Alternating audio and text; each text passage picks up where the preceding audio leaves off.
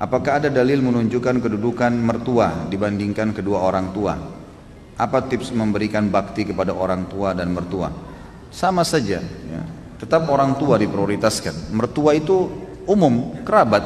Kita berbuat baik karena punya hubungan kerabat dengan pasangan hidup kita. Jadi berbeda, tidak seperti kedudukan kedua orang tua. Jadi kalau mertua meminta sesuatu misalnya, dan kita memang merasa ada sesuatu yang mendesak yang lain, kita masih bisa minta maaf, nggak ada masalah, nggak berdosa itu. Sama dengan umumnya kerabat kita. Tapi kalau orang tua nggak bisa nolak jadi dosa, nggak bisa. Karena berbakti pada mereka adalah sebuah kewajiban dan ini tidak berlaku pada mertua. Jadi kita tetap berbuat baik pada mertua kita, sebagaimana posisi dia sebagai orang tua pasangan kita, tapi dia tidak sama sekali mencapai derajat kedua orang tua. Juga saya ingin titikberatkan di sini teman-teman sekalian, bagi laki-laki kewajiban bakti dengan orang tua nomor 1 sampai dia meninggal dan orang tuanya juga meninggal, gitu kan? Artinya kalau orang tuanya meninggal lebih dulu tetap dia wajib bakti, kalaupun ya orang tuanya masih hidup tetap dia harus lakukan sampai dia meninggal, ya, sampai dianya meninggal dia lakukan kebaktian-kebaktian. Kalau perempuan berbeda, setelah dia menikah maka diprioritaskan adalah suami, ya, adalah suami. Bakti pada orang tuanya di nomor 2 kan. Memang sudah begitu hukum syar'inya. Maka setiap muslimah harus bisa memahami hukum syar'i ini sehingga dia tidak menahan suaminya untuk berbakti dengan orang tuanya. Dan harus pahamin teman-teman sekalian, cemburu itu harus pada hal yang berbau pelanggaran agama saja. Titik, nggak lebih daripada itu.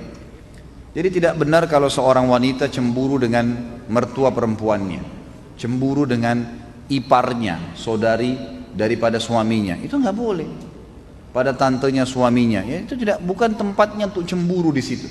Atau kadang-kadang yang cemburu dengan anaknya sendiri, ini nggak boleh. Jadi dia harus prioritaskan, ya, dia harus bagaimana mendukung agar suaminya tetap berbakti pada orang tuanya.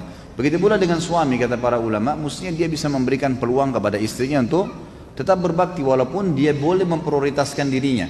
Dia masih, misalnya istrinya pamit mau kunjungi orang tuanya, dilayanilah, diberikanlah kesempatan, dibantulah semampu dia. Kalau dia punya hajat mendesak, dia boleh bahasakan, tolong selesaikan ini dulu baru kemudian kamu boleh ke orang tua kamu, itu nggak ada masalah.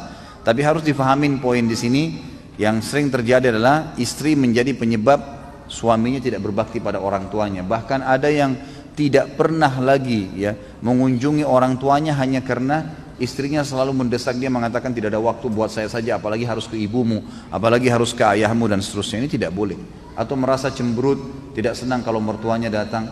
Bagaimana Ustaz? Kalau mertua saya cerewet, ya itu resiko. Kan itu resiko hidup. Kan itu. Layani, sabar.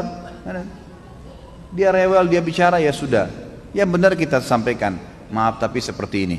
Ya, kita jelasin apa adanya dan sabar. Ada orang dicoba di mertuanya, ada orang dicoba di orang tuanya, ada orang dicoba di saudaranya, ada orang dicoba di anaknya, ada yang dicoba di pasangan hidupnya. Dia bersabar, ya, dia bersabar lalui itu.